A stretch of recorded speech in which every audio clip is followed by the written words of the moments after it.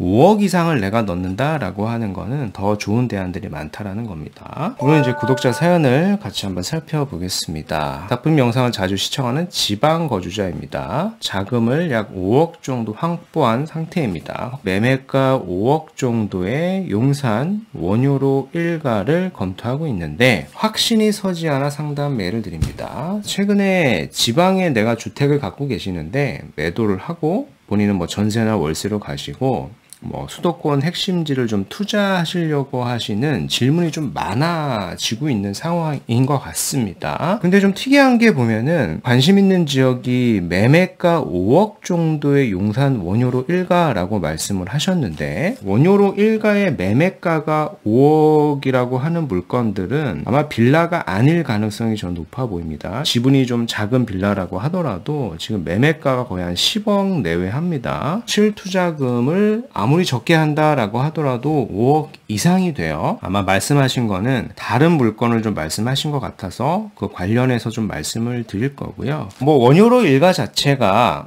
충분히 좋은 지역은 맞는데 결론은 그런 거예요. 5억의 자금으로 원효로 일가를 다 투자하기에는 사실 상대적으로 더 속도가 빠르고 더 입지가 좋은 지역들이 몇 군데가 더 있다라는 겁니다. 그래서 그런 지역들을 좀 더 우선해서 투자로 검토를 하는 것이 내가 좀 자산을 빠르게 형성하는데 유리할 것 같습니다. 그래서 그런 식으로 좀 의견을 같이 드려보도록 하겠습니다. 용산 일대 좀 지도를 한번 살펴보면 여기가 이제 원효로 일가입니다. 여기 지역의 매물을 좀 살펴보면은 매매가 5억 대 물건이라고 하셨는데요. 아마 이런 물건을 보지 않았을까 저는 싶어요. 잘 보면은 일반적인 빌라가 아니라요. 일종 근린생활시설이라고 이렇게 되어 있죠. 그러니까 일명 이제 근생입니다. 근생. 이런 소형 근생 같은 경우에는 매수를 하게 되면은 아마 현금 청산이 될 가능성이 굉장히 높죠. 입주권을 받을 수가 없을 수 있다라는 겁니다. 이런 투자는 좀 하지 마시고 굳이 내가 원효로 일가를 본다라고 하면은 정상적인 좀 빌라 매물을 보시는 게 맞는데요. 그런 매물 자체 매매가를 보면은 8억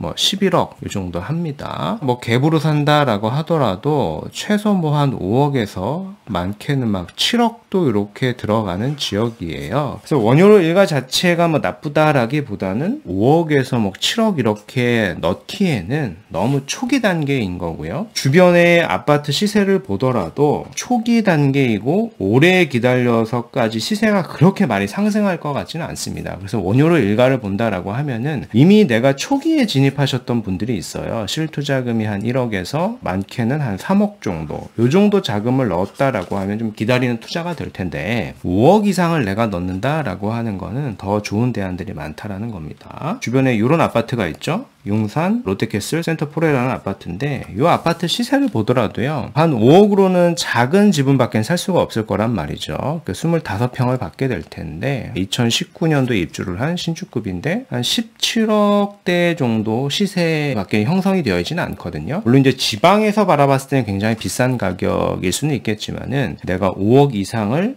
장기간 투자를 하는데 아직 구역지 정도 채되지가 않은 지역입니다. 그래서 너무 장기간 투자가 될 것 같다라는 겁니다. 그래서 어떤 투자를 하셔야 되냐라고 하면은 무주택자라고 하면은 5억에서 약간의 자금이 추가로 가용하다라고 하면 차라리 요런 구역들이 더 좋은 거죠. 한남 3구역도 가능할 수가 있습니다. 네, 실투자금을 한 6억에서 7억 정도. 원효로 일가랑 큰 차이가 나지 않죠. 근데 여기는 이미 이제 관리처분인가를 앞두고 있고요. 입주가 훨씬 더 빠르겠죠. 그리고 입지도 더 상위급지다 보니까 향후 이제 시세 차이를 좀 계산해 보면은 여기는 이제 평당 1억도 갈 수가 있는 지역입니다. 그러니까 추가 부담금을 계산한다라고 하더라도 시세 차이 거의 10억 내외로 갈 수가 있겠죠. 그래서 이런 선택지가 좀 더 우선이다라는 거고. 근데 내가 6억, 7억 이런 자금이 없다. 한 5억 이하의 자본이 있다라고 해도 충분히 원효로 일가보다 더 좋은 지역들을 갈 곳이 있어요. 서초구 일대 이제 방배를 가보시면은 물론 이렇게 이미 철거가 된 지역들 같은 경우에 이미 이주를 하고 있는 관리 처분이 난 지역 같은 경우에는 투자금이 좀 많이 들어갑니다. 그래서 살 수가 없지만은 이미 이제 구역 지정이 됐고 조합 설립을 앞두고 있는 요런 구역들 같은 경우에 요 구역입니다. 요 구역이 이제 15구역인데 요런 구역들은 내 자본을 5억으로도 충분히 투자를 할 수가 있고 이미 구역 지정이 됐고 빠르면은 내년 상반기, 늦어도 내년 하반기 정도면은 조합 설립이 될 것 같습니다. 그래서 여기를 좀 더 우선하시는 게 좋다. 속도적인 측면, 입지적인 측면, 그리고 향후에 시세 차익을 종합적으로 고려한다라고 보더라도 대안의 선택지들이 이렇게 많은 거죠. 그래서 보시는 것처럼 정비구역 지정이 이미 됐고요. 정비구역 지정안이 재공람 공고가 됐습니다.